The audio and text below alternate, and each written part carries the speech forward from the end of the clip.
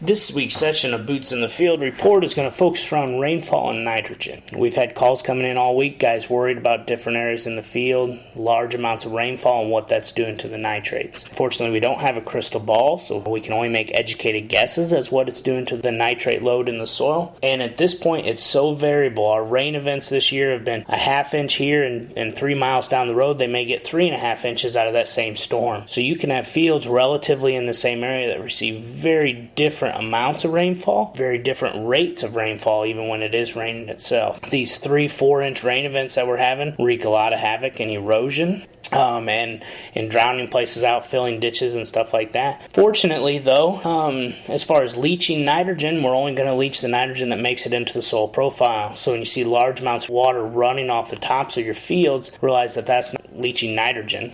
That water is getting off and getting away. It's those half-inch rain events that are happening every other day, every third day.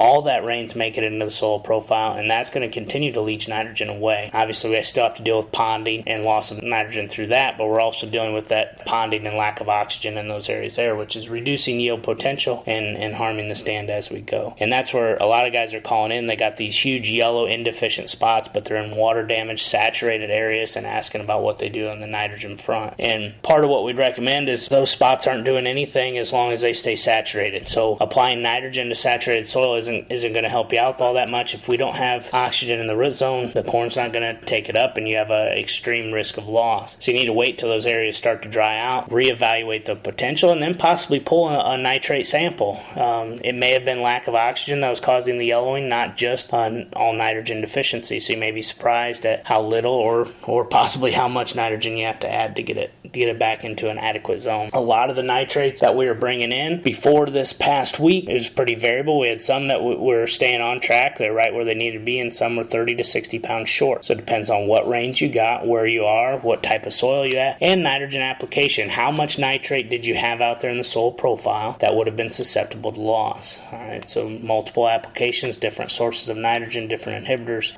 We can secure some of that nitrate in future seasons. So basically, in those low-lying areas, you're going to have to wait till they drain off. Try to pull a good nitrate sample out there to tell where it is and make your application. But making the application before you have air within the root zone isn't going to do you much good, because it's not going to be able to utilize that till it gets some oxygen down there in the soil itself. A lot of guys are asking questions about aerial applied in applications, such as flying on urea, especially when they can't get in the fields because they're too wet. And they're looking long-range forecasts. They need 8 to 10 days without rain to get it dry enough in some of these spots to be able to do that, and our long-range forecast doesn't look like that's going to happen. So that aerial application may be an aspect that we're going to have to look at hard in the next couple weeks. When we're talking about aerial application, we're very concerned with leaf burn. When we burn those leaves, we take those burns or those parts of those leaves out of production. They can no longer produce food, capture sunlight.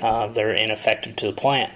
Much like what happens when we have a disease infestation or insect infestation out in the field, and we want to protect that with the fungicide. We don't want those leaves that are above the ear to have any stress. We want them running at full capacity, because those leaves above the ear are going to fill the ear. So we want to protect those at all costs, whether it's with a late season fungicide application or avoiding in applications that can burn those leaves. Your ear leaf is going to emerge somewhere in that V12 to V14 range. So once we've reached that stage, we want to be very selective about if we make an aerial application that's going to burn those leaves. If we're on the fence, we'll want to go early and try to make sure that those leaves that we burn are going to be lower down in the canopy and of less importance. As we get past that V12, V14 stage, I would have to have a field under nitrogen stress, a fairly severe nitrogen stress, before I'd want to make that aerial application. So if I see my corn's flaming out yellow, I'm at that 14th stage, I still got a long way to go to fill the leaf, and I'm already showing severe nitrogen stress, I'm going to fly it on. I'm going to take the negative effects of the leaf burn, knowing that I'm going to gain that and more with the proper nitrogen management, or the extra nitrogen at the end of the season. But if my plants are green, they're healthy, they're looking good, and I'm somewhat borderline on whether or not I'm going to make it, looking at my nitrates through the end of the season, I'm probably going to hold back